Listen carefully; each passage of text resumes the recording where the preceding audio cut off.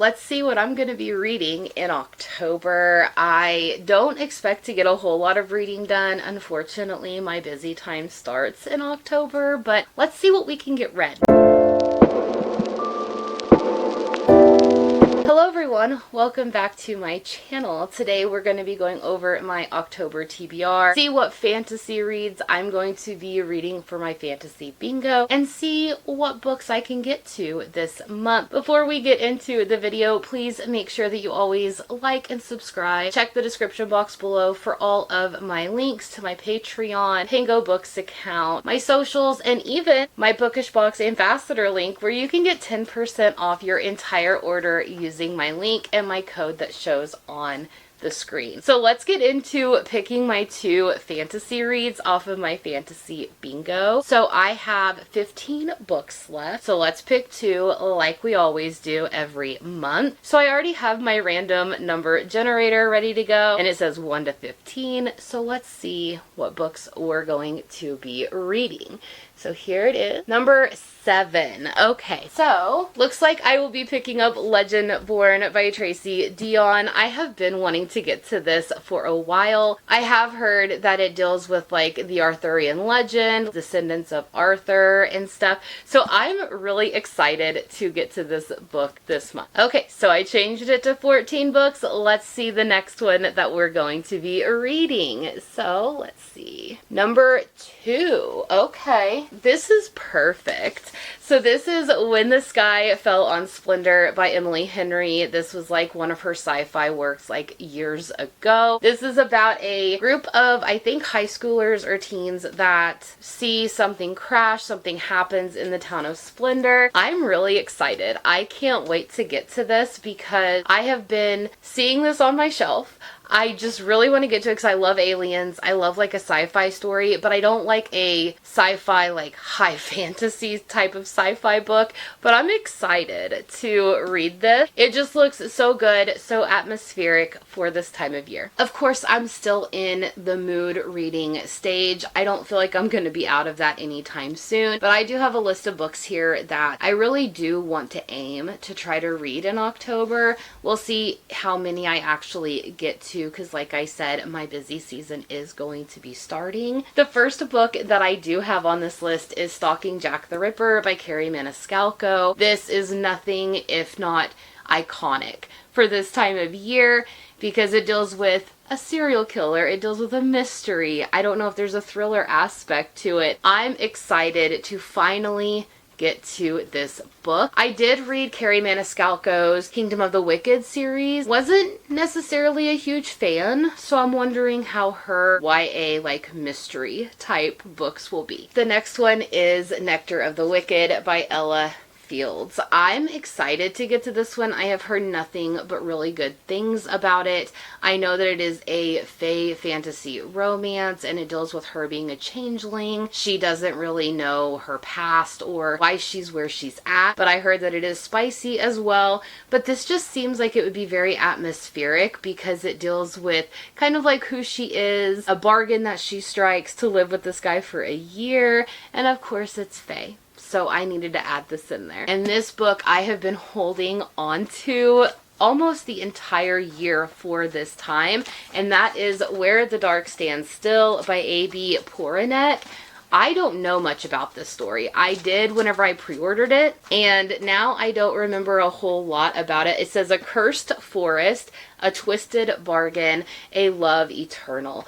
This just gives me all of the ambiance feeling. Sorry if you heard that in the background. My cat has just decided to be a nuisance.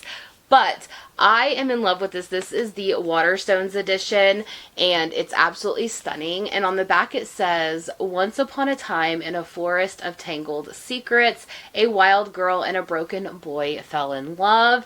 And one of the blurbs on the back says, the dark gothic fairy tale of my dreams. What could be more perfect? Another one that I have been holding on to since March until this time of year is My Dark Beast by Olivia Wildenstein.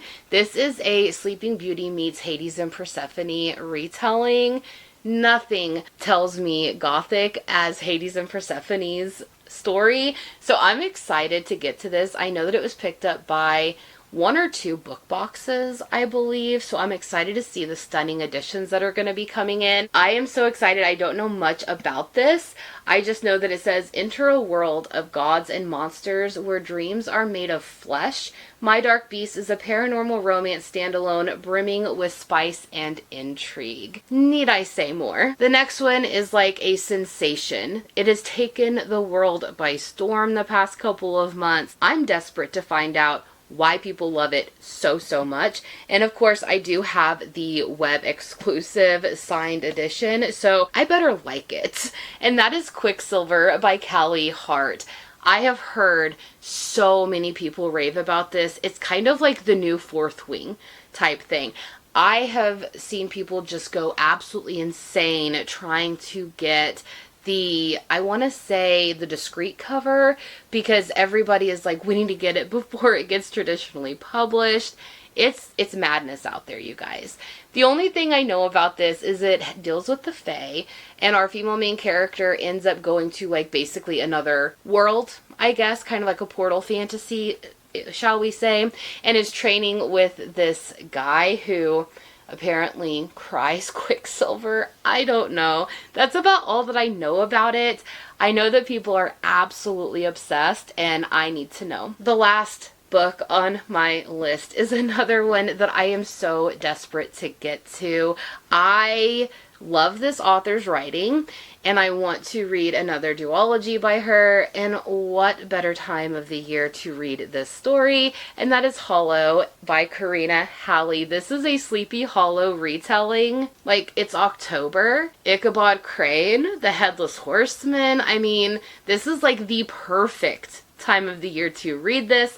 I do own also Legend, I believe is the second and final book in this series. It is gothic, it is atmospheric, it is a Sleepy Hollow retelling, which I have yet to really read a whole lot of Sleepy Hollow retellings. I don't know if a lot of people don't like writing the story, or if maybe I'm just not searching in all the right places. So let me know below if you have any good Sleepy Hollow retellings that have a little bit of spice and romance in there. It doesn't have to be over the top spice, but I do like a little bit of romance in my books.